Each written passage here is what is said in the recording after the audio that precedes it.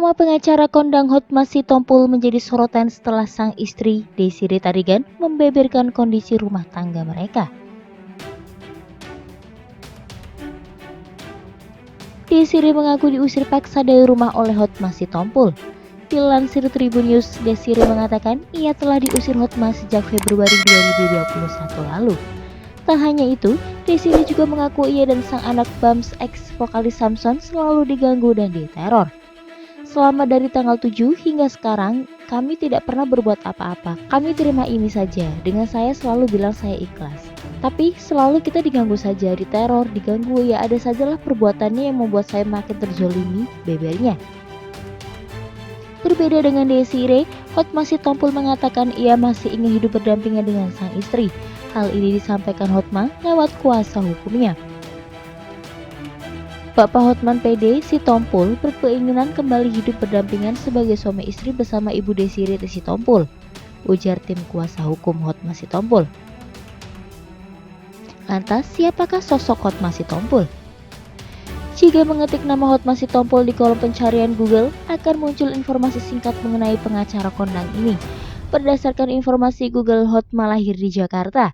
Ia merupakan alumnus Universitas Gadjah Mada dan saudara kandung dari Ruhut Sitompul. Hotma Sitompul menikah dengan Desiree Tarigan pada 1997. Kala itu, Desiree telah cerai dari suami pertamanya, di mana dari hasil pernikahan tersebut lahirlah Bams. Dikutip dari situs resmi LBH Mawar Saron, Hotma merupakan pendiri yayasan ini. LBH Mawar Saron merupakan bagian dari Yayasan Hotma Sitompul milik Hotma yang didirikan pada 2002. Lembaga ini didirikan untuk membantu mereka yang miskin, lemah, dan buta hukum untuk mendapatkan keadilan. Hotma diketahui pernah menjadi pengacara sejumlah klien ternama. Mengutip Tribun News pada 2019 silam, Hotma dipercaya Baim Wong untuk menangani kasus perdata yang diajukan Astrid pemilik QView Production. Ia juga pernah ditunjuk sebagai kuasa hukum Richard Mulyadi, cucu konglomerat yang terjerat kasus pemilikan kokain. Dilansir Tribun News, Hotma mendampingi Richard menjalani kasusnya pada 2018 silam. Tak hanya itu, saat ramai kasus Angelin pada 2018, Hotma Sitompul memilih menjadi kuasa hukum tersangka, yakni si ibu angkat Margaret. Kala itu, Hotma sempat berdebat dengan Hotman Paris yang menjadi kuasa hukum Agus, pembantu rumah tangga di rumah korban. Mengutip Tribun Wow, Hotman dan Hotman memperdebatkan soal pasal hukuman yang dijatuhkan pada Margaret. Hotman pun menyatakan siap menyerahkan jam Rolex senilai 100 miliar rupiah miliknya pada Hotma jika ia dalam persidangan dan Margaret tak dihukum sesuai pasal yang dimaksud. Pernah dipanggil KPK sebagai saksi kasus korupsi.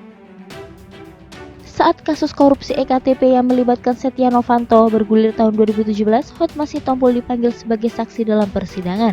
Dikutip dari Tribun News, saat itu ia terbukti mendapat honor sebagai pengacara sebesar $400.000 Amerika.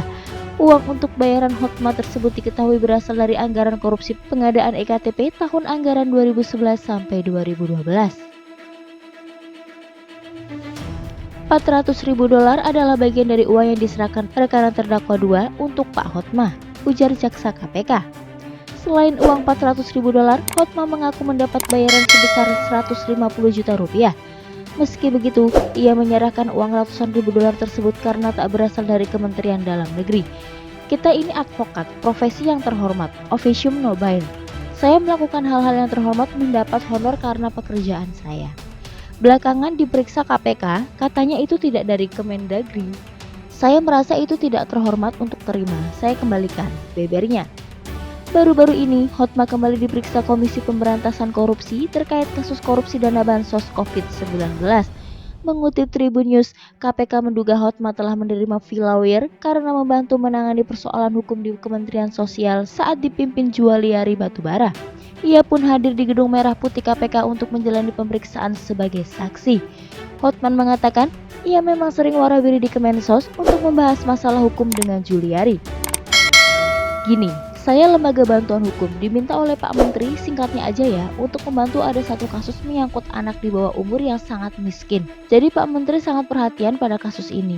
Dimintalah membantu, di saat bansos-bansos ini saya mondar-mandir di Kemensos, ya itu aja, ibunya.